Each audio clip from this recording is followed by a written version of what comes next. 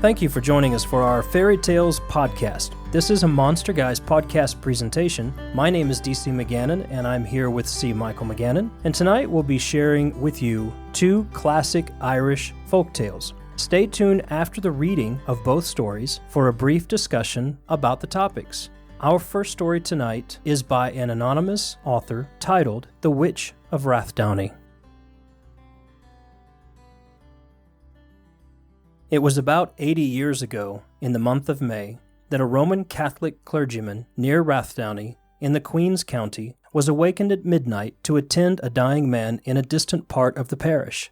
The priest obeyed without a murmur, and having performed his duty to the expiring sinner, saw him depart this world before he left the cabin. As it was yet dark, the man who had called on the priest offered to accompany him home, but he refused, and set forward on his journey alone. He had not gone far when the gray dawn began to appear over the hills, and he amused himself in contemplating the varied, lovely scenes presented to the intelligent observer by the splendid breaking of a May-day morning. The eastern sky was streaked with all the magnificent shades of crimson, blue, and gold, so peculiar to rosy May, and the brilliant morning star was shining as refulgently as if it had been created but that very hour. Everything was hushed in calm repose, except the merry lark, as Shakespeare calls her, which poised high in air amid the fleecy gold clouds, poured forth her maiden hymn of praise and gratitude to the great author of the universe, or the wild, discordant cry of the heatherbleat from the adjacent morasses, or the irregular pattering of the large dewdrops as they fell like globules of liquid silver from the stirless trees at either side of the road. The good priest was highly enraptured with the beauty of the scene, and rode on, now gazing intently at every surrounding object, and again cutting with his whip at the bats and big beautiful night flies which flitted ever and anon from hedge to hedge across his lonely way. Thus engaged, he journeyed on slowly until the nearer approach of sunrise began to render objects completely discernible, when he dismounted from his horse, and slipping his arm out in the rain, and drawing forth his breviary from his pocket, he commenced reading his morning office as he walked leisurely along. He had not proceeded very far when he observed his horse, a very spirited animal, endeavoring to stop on the road and gazing intently into a field on one side of the way where there were 3 or 4 cows grazing. However, he did not pay any particular attention to this circumstance, but went on a little farther, when the horse suddenly lunged with great violence, and endeavored to break away by force. The priest, with his great difficulty, succeeded in restraining him, and looking at him more closely, observed him shaking from head to foot, and sweating profusely. He now stood calmly and refused to move from where he was, nor could threats or entreaty induce him to proceed. The father was greatly astonished, but recollecting to have often heard of horses laboring under a fright, being induced to go by blindfolding them, he took out his handkerchief and tied it across his eyes. He then mounted, and, striking him gently, he went forward without reluctance, but still sweating and trembling violently. They had not gone far when they arrived opposite a narrow path or bridleway, flanked at either side by a tall, thick hedge, which led from the high road to the field where the cows were grazing. The priest happened by chance to look into the lane, and saw a spectacle which made the blood curdle in his veins. It was the legs of a man from the hips downwards, without head or body, trotting up the avenue at a smart pace. The good father was very much alarmed, but being a man of strong nerve, he resolved, come what might, to stand, and be further acquainted with this singular spectre. He accordingly stood, and so did the headless apparition, as if afraid to approach him. The priest, observing this, pulled back a little from the entrance of the avenue, and the phantom again resumed its progress. It soon arrived on the road, and the priest had now sufficient opportunity to view it minutely. It wore yellow buckskin breeches, tightly fastened at the knees with green ribbon. It had neither shoes nor stockings on, and its legs were covered with long red hairs, and all full of wet, blood, and clay, apparently contracted in its progress through the thorny hedges. The priest, although very much alarmed, felt eager to examine the phantom, and for this purpose he determined to screw his courage to the sticking point, and to summon all his philosophy to enable him to speak to it. The ghost was now a little ahead, pursuing its march at its usual brisk trot. And the priest urged on his horse speedily until he came up with it, and thus addressed it. "Hillo, friend, who art thou, and whither art thou going so early?" The hideous spectre made no reply, but uttered a fierce and superhuman growl, or "Umph." "A fine morning for ghosts to wander abroad," again said the priest. Another "Umph" was the reply. "Why don't you speak?" "Umph." "You don't seem disposed to be very loquacious this morning." "Umph," again. The good man began to feel irritated at the obstinate silence of his unearthly visitor, and said with some warmth, "In the name of all that's sacred, I command you to answer me. Who art thou, and where art thou traveling?" Another "Umph," more loud and more angry than before, was the one reply. "Perhaps," said the father, "a taste of whipcord might render you a little more communicative." And so saying, he struck the apparition a heavy blow with his whip on the breech. The phantom uttered a wild and unearthly yell, and fell forward on the road. And what was the priest's astonishment when he perceived the whole place running over with milk? He was struck dumb with amazement. The prostrate phantom still continued to eject vast quantities of milk from every part. The priest's head swam, his eyes got dizzy, a stupor came all over him for some minutes, and on his recovering, the frightful spectre had vanished, and in its stead he found stretched on the road, and half drowned in milk, the form of Sarah Kennedy, an old woman of the neighborhood, who had been long notorious in that district for her witchcraft and superstitious practices, and it was now discovered that she had, by infernal aid, assumed that monstrous shape, and was employed that morning in sucking the cows of the village. Had a volcano burst forth at his feet, he could not be more astonished. He gazed a while in silent amazement, the old woman groaning and writhing convulsively. "Sarah," he said at length, "I have long admonished you to repent of your evil ways, but you were deaf to my entreaties, and now, a wretched woman, you are surprised in the midst of your crime." "Oh, father, father," shouted the unfortunate woman, "can you do nothing to save me? I am lost. Hell is open for me, and legions of devils surround me this moment, waiting to carry my soul to perdition." The priest had not power to reply. The old wretch's pains increased, her body swelled to an immense size. Her eyes flashed as if in fire, her face was black as night, her entire form writhed in 1,000 different contortions. Her outcries were appalling, and her face sunk, her eyes closed, and in a few minutes she expired in the most exquisite tortures. The priest departed homewards, and called at the next cabin to give notice of the strange circumstances. The remains of Sarah Kennedy were removed to her cabin, situated at the edge of a small wood at a little distance. She had long been a resident in that neighborhood, but still she was a stranger, and came there no one knew from whence. She had no relation in that country but one daughter, now advanced in years, who resided with her. She kept one cow, but sold more butter, it was said, than any farmer in the parish.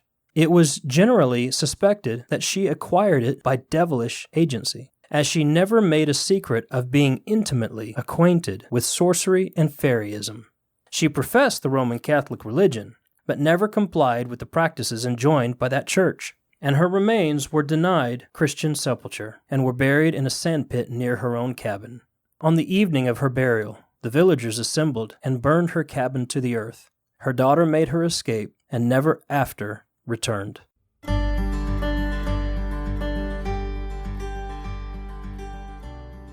Our second story tonight is Bewitched Butter, written by Miss Leticia Mcclintock.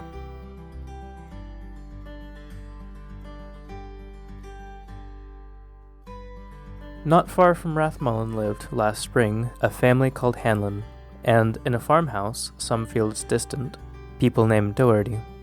Both families had good cows, but the Hanlons were fortunate in possessing a Kerry cow that gave more milk and yellower butter than the others. Grace Doherty, a young girl who was more admired than loved in the neighborhood, took much interest in the Kerry cow and appeared one night at Mrs. Hanlon's door with a modest request. "Will you let me milk your Moily cow?" "And why would you wish to milk wee Moily?" inquired Miss Hanlon. "Thank you kindly, Grace. I'll no trouble you to milk." The girl turned away with a discontented air, but the next evening, and the next, found her at the cowhouse door with the same request. At length, Mrs. Hanlon, not knowing well how to persist in her refusal, yielded and permitted Grace to milk the Kerry cow. She soon had reason to regret her want firmness. Moily gave no more milk to her owner. When this melancholy state of things lasted for 3 days, the Hanlons applied to a certain Mark Macarion, who lived near Binion. "That cow has been milked by someone with an evil eye," said he. "Will she give you a wee drop, do you think? The full of a pint measure wad do." "Oh, aye, Mark, dear. I'll get that much milk fra her." "Well, Mrs. Hanlon, lock the door, and get 9 new pins that was never used in clothes, and put them into a saucepan with a pint of milk. Set them on the fire, and let them come to the boil." The 9 pins soon began to simmer in Moily's milk. Rapid steps were heard approaching the door, agitated knocks followed, and Grace Doherty's high-toned voice was raised in eager entreaty. "Let me in, Mrs. Hanlon," she cried. "Take that off the cruel pot. Take out them pins, for they're pricking holes in my heart, and I'll never offer to touch milk of yours again." There is hardly a village in Ireland where the milk is not thus believed to have been stolen times upon times.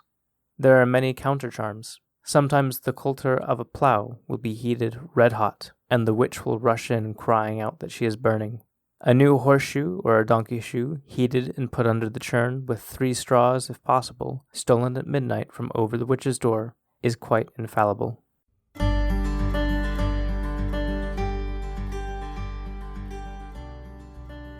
Michael, here we have 2 tales of witchery in Ireland. The first one, The Witch of Rathdowney. Basically about a priest who goes to convey the last rites over a dying man. On his way home, encounters a ghost, an apparition, a specter, which turns out to be a witch. And the witch dying basically becomes a puddle of milk.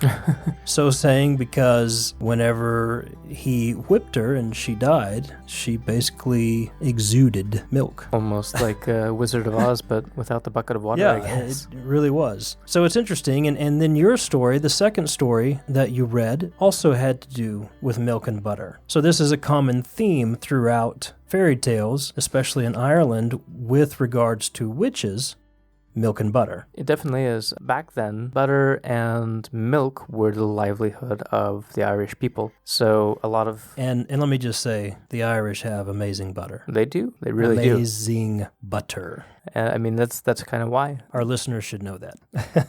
So it was their livelihood. Yeah, that's how they got by. So if they lost their cow, or if their cow fell ill to disease or parasites, oftentimes it was the destruction of the family, and they would blame it on a witch or fairies as well. Mm-hmm. Most of those fairy tales, you see witches thieving butter or giving, the cow some sort of sickness through magic. And we've talked about this before in some of our podcasts, either on the Monster Guys podcast or even in some of our fairy tales, that often in times like this, historically, people would want to blame a witch or an evil presence because it was easier to point a finger at something like that than blame God or blame somebody else or blame themselves for doing something wrong. It was easy to blame a witch and then point that evil onto something else. It was a lot easier to explain it away that way as well than it was to explain it through something like parasites, which they didn't have a full grasp of, which I guess is, according to a lot of historians, is, the case, because a lot of cows would start to bleed. Right. Which was common in cows that had just given birth, but cows that were bleeding severely, they thought it must be the work of some evil magic. And I think also with these tales, it shows again, and I think through story, how some people telling these stories wanted to show the superiority of the church or the superiority of religion or one religion over another. I have to say, that was a sassy priest. It was a sassy priest. But again, I think that was meant to show the authority of a person in office of the church. And I think twofold, strike fear into the heart of anybody who's going to stand against the church, and embolden those who are part of the church to take their rightful place, so to speak, and their authority over what they would consider to be evil. We just talked about how there weren't many witch trials in Ireland, but I feel like a lot of the folk stories that you get are kind of intermingled between, it's interesting because a lot of the witch trials in Europe were based on devil worship. Right. A lot of the witch stories are based on fairyism, or it never really talks about the devil being associated with a witch in fairy tales, but you do see the priests interacting with fairies, and fairies usually being afraid of priests, almost like it's some sort of, old propaganda being spread through folktale. Right, and I think that's a great word, propaganda, and it's relevant today as much as it was in the story writing of yesteryears. So I think that's a good appraisal of that story, is that the church wanted to, or whoever was telling the story wanted to show the superiority and the authority of the church and anybody holding office or anybody holding to that system of beliefs over what was being considered evil. And then also the opportunity to point the finger to this witch for perhaps other cows not producing, right, or some cows producing more than others, and so that it's easy to blame a witch for coming around and drinking all the cow's milk, which is just a fantastically odd scenario if you play that out mentally to begin with. Well, that, and then having the witch appear as specifically a man's long-haired pair of legs walking by. That was a very interesting apparition that came up in that story to me. Well, it's great storytelling. Imagine somebody in that time period hearing that story. Right. The fear of being a witch and being able to shift into other apparitions and becoming this specter, and then upon the priest's whip, becoming a puddle of milk. You have fairies turning into rabbits and hares quite often, sometimes dogs. You have witches doing that, and then you have creatures like the Headless Horseman. It's just the pair of legs is just kind of still bizarre to me. It's almost like a yokai. Well, yeah, from Japanese culture. It's very specific. It's a pair of legs that has this long hair, and it's wet, bloody, full of clay. Definitely something that would scare off the average person. So yeah, it was just an interesting piece of storytelling. And at the end of this story, we find that the accused witch has a daughter. They've been living together. Didn't have a whole lot of connection to the community. However, somehow was selling quite a bit of milk and butter. Mm-hmm. But at the end of it all, they chase out the daughter, burn the witch's house to the ground, and almost kind of putting the period on the sentence of that witch's life. Again, I think asserting a violent and aggressive superiority and authority on the behalf of the good folk, the Christian folk of the land, so to speak. Yeah, I would say that because it's definitely something that the villagers do as opposed to the priest this time, and they refuse her any sort of Christian burial at the end. So then we go on to your story, which is another story with that milk and butter magic, so to speak. Very brief. And a very brief story, and there are several very short stories just kind of saying, here it is, here's what's happened, good night type of story writing. And in this one, I think it's interesting because it lists out some ways to identify a witch, and this one particularly starts with a young witch. Yeah, again, talking about how the livelihood of the Irish people was often milk and butter. It starts off talking about how there are two families, and they both are well off in their business with milk and butter, but one was greater than the other. And so this young lady who, I find it funny, the wording, she was more admired than loved in the neighborhood,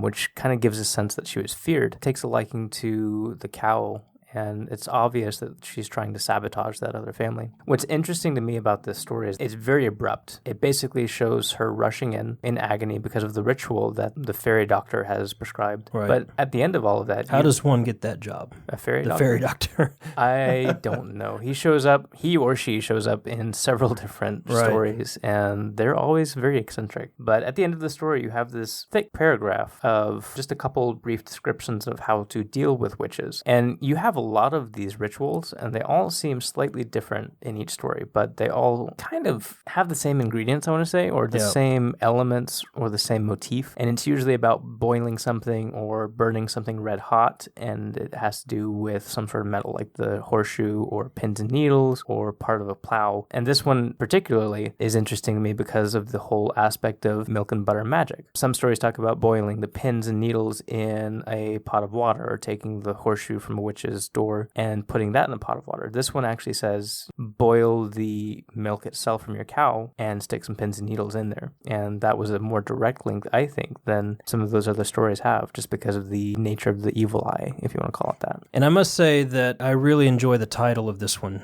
Bewitched Butter. Yeah. It kind of conjures up for me images of a scene from Beauty and the Beast. And I kind of expect butter and butter knives and butter plates just to stand up and start singing to me. But I think the other interesting part of this story is something you mentioned earlier. It's a very abrupt story. It's kind of like, here it is, and then at the end, there's this thick paragraph in parentheses that's giving instructions on what else to do to identify and deal with witches. And it's almost counterintuitive because it seems like the writer just wanted to write a how-to story. And then after writing the how-to story, wrote the how-to book. Yeah, I think that's an accurate description. And I should point out, there are two stories that W.B. Yeats collected, one by this writer, the other one was printed in a newspaper, and they're both called Bewitched Butter. And I love the title. I just want to sing Beauty and the Beast right now, especially with that movie coming out soon. I'm actually excited about that. Yeah, and this pins and needles and the horseshoe and stuff like this, we've touched on this topic a couple times in the Faerie Tales podcast. I think in the story about the changeling from Lady Wilde, way back in the beginning when we started this podcast, and I think more recently, similarly, in the story about the horned women. We had some interesting magic that was going on there that kind of was in the same realm here. Yeah, same realm, definitely. Like I said, they all have kind of the same theme or the same motif, but they're all slightly different than the last. Yeah. So you definitely see some... That's the interesting thing to me is that if you think of it as propaganda again, you see a pattern of successful victories over the witch using folk magic, if you will. Yeah. But you never really get an answer why. It's just, here's this ritual, go do it, and it's done. But the ritual is never the same. And that's really funny to me. It's very difficult to find that pattern throughout the stories and historically throughout the writings. There's a couple of things that stand out to me here with this is sometimes when you're reading these stories and you find these rituals to deal with the witches, a lot of times it's not really to deal with them so much as it is to identify with them, and then the witches are to be frightened off themselves. Frightened off or just cast in pain, and then you take it from there. Yeah, and a lot of times you don't see the take it from their part. It's just kind of understood that they're going to be dealt with. I also find it interesting that we're going after witchcraft using witchcraft. Well, the fairy doctor, just like the woman who keens at the funeral, she was considered a fairy woman. She wasn't a fairy, but she was called a fairy woman of sorts. And she was a woman who had kind of gone to live on the edge of the town, dressed in rags, was said to profess to drink blood, and kind of, purposefully acted that scary,